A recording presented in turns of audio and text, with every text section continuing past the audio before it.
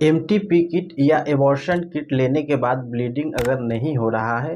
तो इसमें क्या करना चाहिए, इसके आगे का स्टेप क्या होना चाहिए और ब्लीडिंग का कब तक वेट करना है, इसके बारे में इस वीडियो में हम जानेंगे।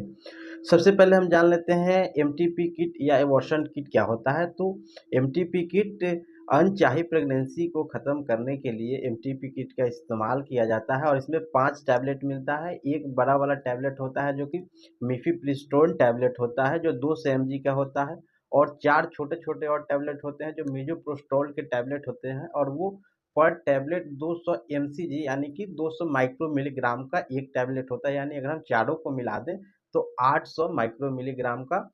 चारों मिलाकर के टैबलेट होता है जो मिसोप्रोस्टोल का टैबलेट होता है। इसको लेने का तरीका क्या होता है, तो जो बड़ा वाला जो टैबलेट होता है जो मिफिप्रिस्टोन का टैबलेट होता है उसको फर्स्ट डे ले लेना है, और उस टैबलेट को लेने के बाद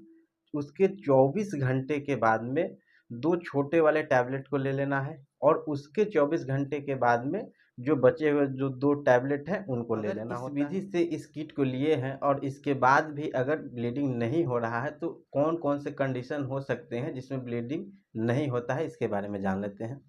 तो सबसे पहले तो इस किट को लेने से पहले आपका प्रेगनेंसी कंफर्म होना चाहिए कि प्रेगनेंसी जो है वो कंसीव हो चुका है, और बहुत अर्ली स्टेज में इस किट का इस्तेमाल नहीं करना है। कभी-कभी क्या होता है, कई महिलाएं जो है पीरियड जो है 1 या 2 दिन मिस होता है और इस किट को बिना टेस्ट किए ही ले लेती हैं, तो इस तरीके से नहीं लेना है। जब भी इस किट को लेना है तो उसके पहले प्रेगनेंसी को कंफर्म करना है, या तो वो अल्ट्रासाउंड से कंफर्म हो सकता है, या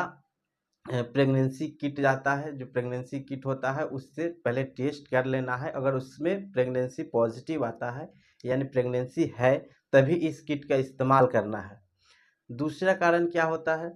कि जिस किट को आप लिए हैं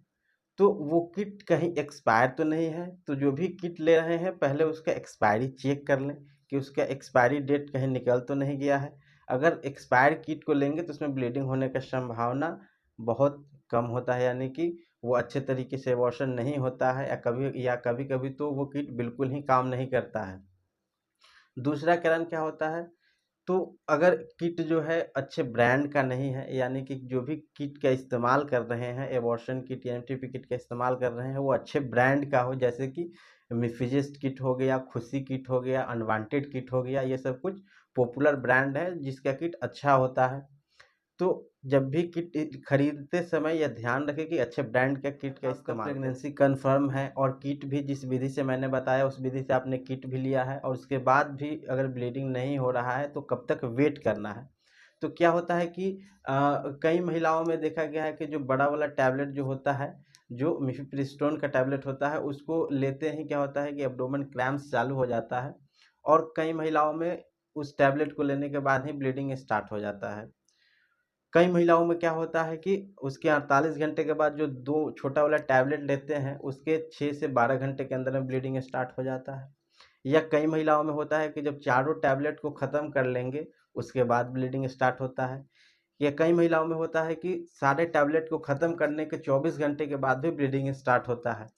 तो घबराना नहीं है, जब भी किट का यूज़ कर रहे हैं, किट को सही विधि से ले रहे हैं तो वेट करना है। अगर 24 घंटे, 48 घंटे, 72 घंटे भी इंतज़ार करना है। कई बार क्या होता है कि लेट ब्लीडिंग स्टार्ट होता है, कई महिलाओं में उसका जो असर है वो लेट का कब तक वेट कर सकते हैं। तो अगर प्रेगनेंसी आपका कंफर्म था और सही विधि से जो है किट को भी लिए हैं, सब कुछ ठीक है, और उसके बाद अगर ब्लीडिंग नहीं हो रहा है तो इसमें आप 7 से 10 दिन तक आप इंतज़ार कर सकते हैं। अगर 7 से 10 दिन तक आपका ब्लीडिंग नहीं हुआ तो इसके आगे का स्टेप क्या होना चाहिए, तो पहले सबसे पहले एक प्रेगनेंसी किट को खरीदें और उससे प्रेगनेंसी को दोबारा टेस्ट करें कि आपका टेस्ट जो है वो पॉजिटिव आता है या निगेटिव आता है। अगर आपका टेस्ट निगेटिव आता है तो कोई बात नहीं है, यानी कि आपका प्रेगनेंसी नहीं था। और अगर टेस्ट जो है पॉजिटिव आता है यानी कि आपका प्रेगनेंसी है, तो उसके बाद आपको एक अल्ट्रासाउंड करा करके देखना चाहिए, और गायनिकोलॉजिस्ट यानी कि जो लेडीज़ डॉक्टर होती हैं उनसे एक बार संपर्क करें कि क्या कारण है, किस वजह से जो है ये एबॉर्शन जो है किस वजह से नहीं हुआ है। इसके लिए एक बार अपने गायनिकोलॉजिस्ट